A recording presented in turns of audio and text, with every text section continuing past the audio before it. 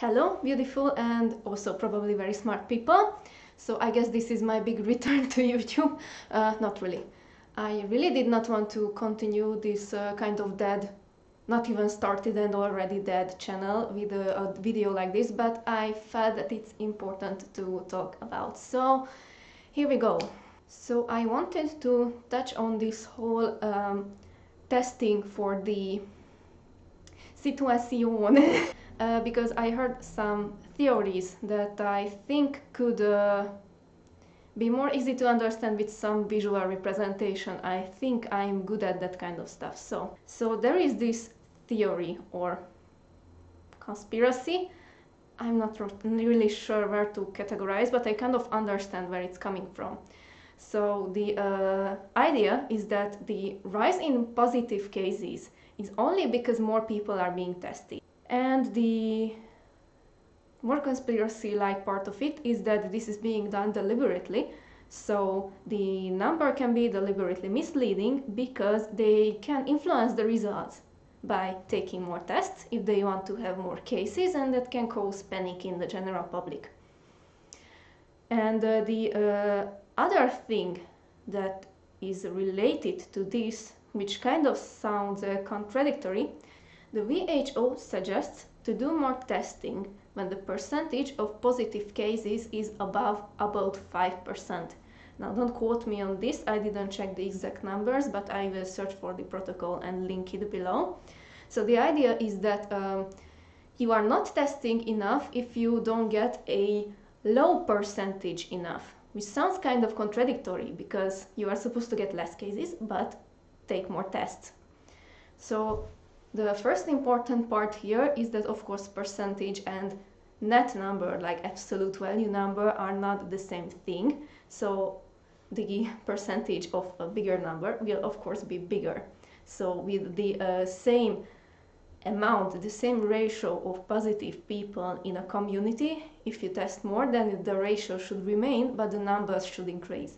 So this is why, if you hear really high numbers, then also you should check the percentage first, and that should do something with that panic.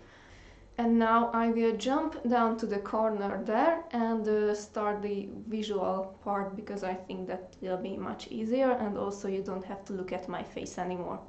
Just a small version of it, but I hope that's more tolerable. Hi, I'm back, and now I'm small, but this is also worse angle, so I guess we can never have it all.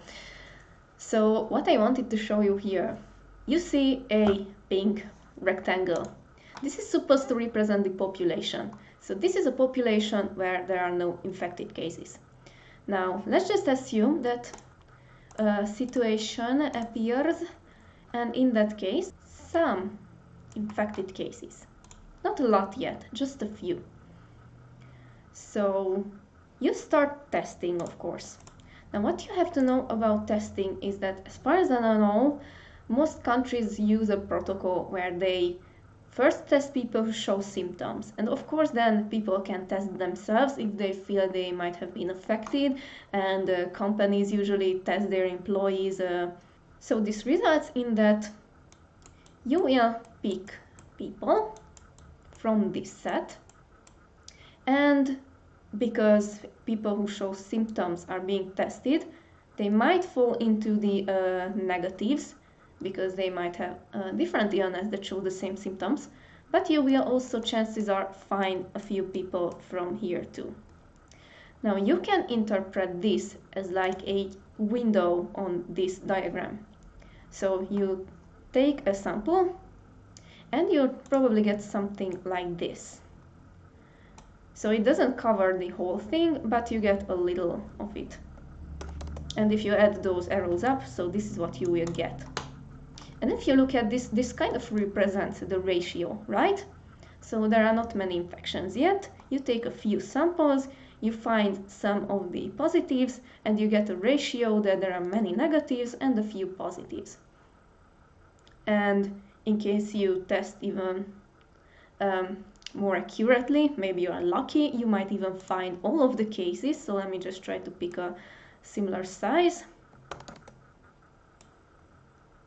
It ended up bigger, but the thing is that you can see here is that there is not much of a big difference between these two ratios in case of a few cases being in existence. Now let's look at a different example. So let me copy this, because in this example, unfortunately, the number of cases have increased, so I will color that in. Something like that. I can draw a straight line. So what you see here, that it might happen that if you want to pick the roughly the same size of data set, then you might end up picking this. And it looks like nothing has changed, even though the number of positives increased. Or, in another scenario, you might end up picking this. So there is waste difference. So if you don't take enough tests, then it won't represent reality. That's the point here. And it can be skewed into both directions. So what people said is that if you take more tests, then you will get more cases. Well, sure, I will take more tests from like here and put that next to that. Yeah, in number, the red part is bigger. You got more cases, but the ratio is much closer to reality than in case of either of these. So this is why it's being said that you have to take as many tests as possible, simply because you will get closer to seeing reality. And in an ideal situation, you could see all of this, but chances are you can only take a few, but the more you can take, the more closer it will be to reality. Now, to think about that, it raises positive cases. Yes, it raises the number, but like the positive cases are still there. The problem is when you take too little tests and either see too little cases and you don't know how many are out there, or you take not enough tests and then you get too much cases. And that's when you are totally lost, because either it causes panic or simply just don't know if this is reality, because having so many cases is just not realistic, because this is not a disease that lasts forever, so it cannot infect literally everyone at the same time. It always will stay under a certain percentage, and that is what the guidelines are saying to keep in mind and keep in check. Wow, I'm big again. So I just grew up to say goodbye. So thank you so much for watching. I hope it helped you to visualize these better. Such visual representations certainly help me better to understand numbers, especially because I'm not good at math. This is why I'm a biologist. So thank you very much for watching. Stay healthy and take care of yourself. And goodbye from your local pink-haired scientist. Bye.